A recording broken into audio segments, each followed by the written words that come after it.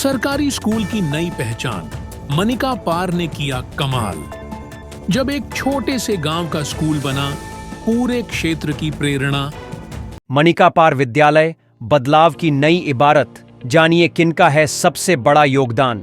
गोरखपुर जनपद के बेलघाट विकासखंड में स्थित प्राथमिक विद्यालय मनिका पार अब किसी पहचान का मोहताज नहीं है। कभी संसाधनों की कमी से जूझता यह स्कूल अब एक आदर्श सरकारी विद्यालय के रूप में जाना जाता है।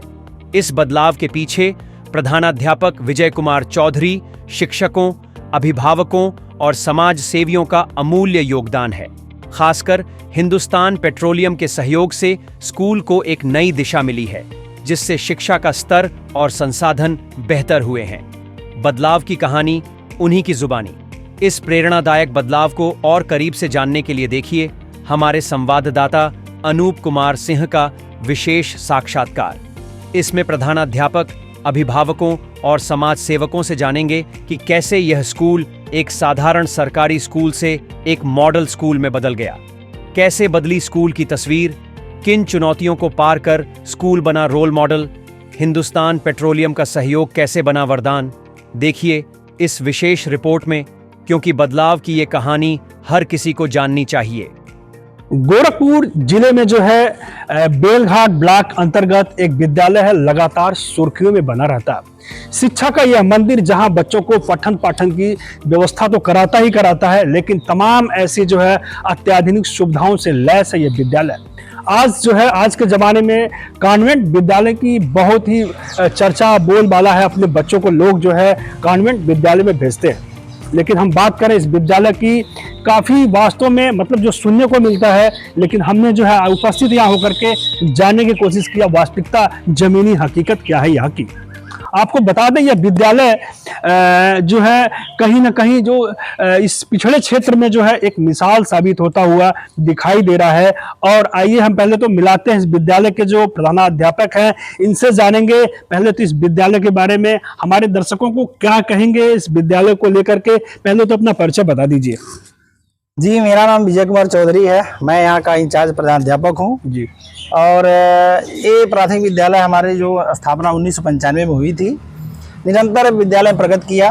शासन की मंशा है कि आधुनिक समय में जो आधुनिक शैक्षिक सुविधाएं हैं जी, उनसे सुविधाओं से विद्यालय लैस हो जाए, बच्चों को आधुनिक तरह की शिक्षा दी जाए, सुविधाजनक तरीके से। जैसे बच्चों को बैठने के डेस्क बेंच हो और हर समय लाइट की व्यवस्था हो, साफ सफाई हो, शौचालय बढ़िया हो। तो ये शासन की मंशा के अनुसार हम लोगों ने काम किया।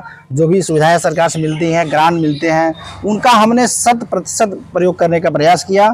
यहाँ तक कि जब कुछ कम पड़ गए, धन कम पड़ गए, तो मैंने समुदाय से, लोगों से और यहाँ तक कि मैंने अपने जेब से भी लगा करके विद्यालय को सजाने का प्रयास किया है, बच्चों को आधुनिक शिक्षा देने का प्रयास किया। मुझे जानकारी मिली है कि इस ब्लॉक जो है शिक्षा खंड के जो आप अध्यक्ष भी हैं। जी जी। तो कितने लगभग विद्यालय आते हैं आपके इस ब्लॉक में?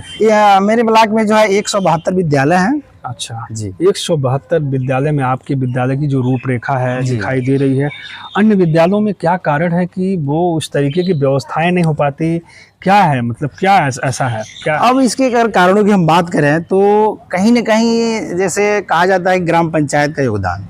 जब तक ग्राम पंचायतें विद्यालयों में काम नहीं कराएंगे, क्योंकि हमारे विभाग के तहत इतने पैसे नहीं आते हैं कि अच्छी बाउंड्री हो सके, सब कमरों टाइलीकरण हो सके, डेस्क बेंच मिल सके। तो ग्राम पंचायतों को इसमें आगे आना होगा और अपने विद्यालय को सजाना संवारना होगा।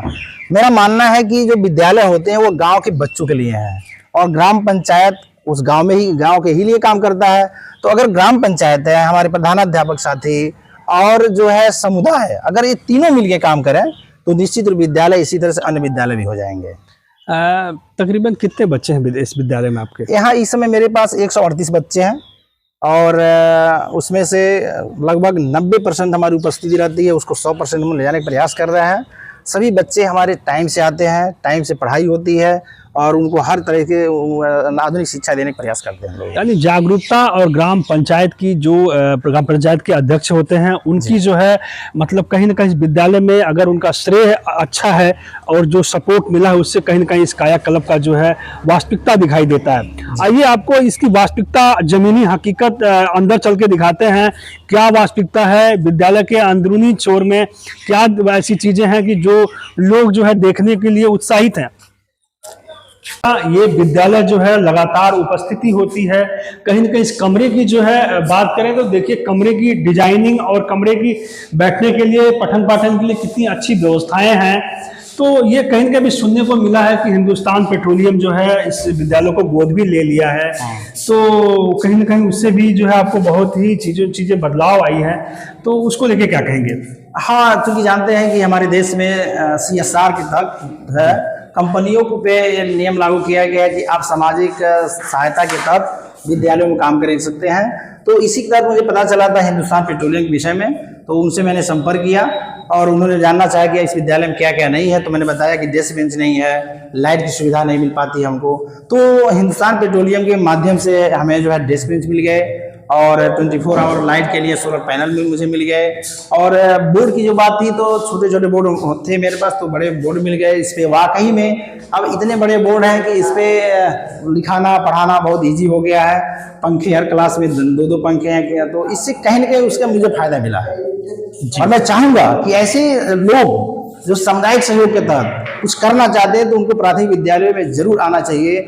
जो कर सकते हैं उनको करना चाहिए। विद्यालयों को आप क्या संदेश देंगे इस अपनी व्यवस्था के हिसाब से? उन लोगों को क्या कहेंगे कि मतलब कैसे वो सरकार की जो मुहिम है उसको कैसे आगे बढ़ा सकते हैं? मेरा सबको यही संदेश है कि अगर मैं खुद या हमारा अध्यापक साथी खुद अगर अपने विद्यालय में मेहनत करे, जो हो सकता है करने का प्रयास करे, समुदाय से मिले, लोगों से मिले, ग्राम पंचायतों से बात करें और उनसे जो सुविधाएं हो सकता है लेने का प्रयास करें, तो निश्चित रूप से अगर हम दोनों मिलकर काम करेंगे तो विद्यालय बहुत आगे अच्छा बढ़ेगा। जी, कहीं ना कहीं समुदाय और लोगों से, ग्राम पंचायत से अगर उनकी कार्यशैली बेहतर है तो जरूर सहयोग मिलेगा। आइए दिखाते हैं और रूपरेखा जो है विद्यालय का, जो है कितने अध्यापक हैं और इस विद्यालय में इधर की जो इधर दृश्य है वो बच्चे जो उत्कृष्ट बच्चे हैं उनके भी जो है यहाँ लगे हुए हैं पोस्टर। जो है बच्चों की जो प्रतिभा कार्यक्रम जो हुआ था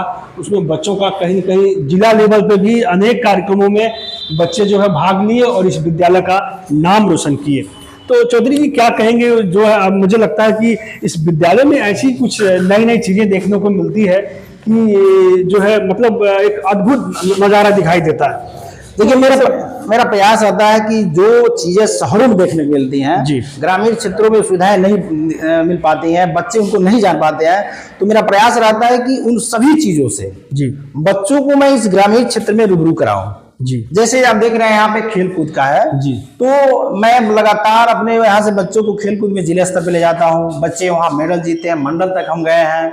इसके अलावा बैडमिंटन हो गया, बास्केटबॉल हो गया, टेबल टेनिस हो गया, खो खो हो गया, कबड्डी हो गया, इस सभी स्पर्धाओं में बच्चों के बारे में प्रतिभा कराता हूं, उनको सिखाने का प्रयास करता हूं। और बच्चे न केवल खेलते हैं बल्कि उस खेल विधा के विषय में जान जाते हैं। जैसे अगर प्राथमिक विद्यालय के बच्चे सिर्फ इतना जान जाए कि यह खेल कैसे खेला जाता है, इसमें कितने खिलाड़ी होते हैं, इसके रूल क्या है, इतना ही बहुत बड़ी चीज है। क्योंकि आने वाली परीक्षाओं में ये जरूर प्रश्न रहता है कि कबड्डी में कितने खिलाड़ी होते हैं, क्या रूल है, बास्केटबॉल में कितने खिलाड़ी होते हैं। तो मेरा प्रयास इसके माध्यम से बताना होता है कि बच्चे कम से कम इतना जान सकें या खेल कैसे खेला जाता है, इसमें कितने खिलाड़ी होते हैं। इस विद्यालय की शुरुआत की जो रूपरेखा है, जहां तक मुझे सुनने को मिला है, वो आपको उनसे भी परिचित कराएंगे। इस पंचवर्षीय के पिछले पंचवर्षीय में यहाँ के वर्तमान प्रधान रहे, यहीं पे उपस्थित हैं। इनसे आइए जानते हैं कि आपके गांव का ये स्कूल चर्चाओं में बना हुआ है, तो क्या कहेंगे दर्शकों को, और इस ब्लॉक को क्या कहेंगे? इस ब्लॉक में किस तरीके से कायाकल्प उन विद्यालयों का भी हो सकता है जो विद्यालय जो है जर्जर स्थिति में है, जहां बच्चे नहीं उपस्थित हो पा रहे हैं, सरकार की मुहिम का जो है पालन नहीं हो पा रहा है, उनको क्या कहेंगे आप? आपका पहले तो हम बहुत बहुत स्वागत करते हैं, अभिनंदन करते हैं।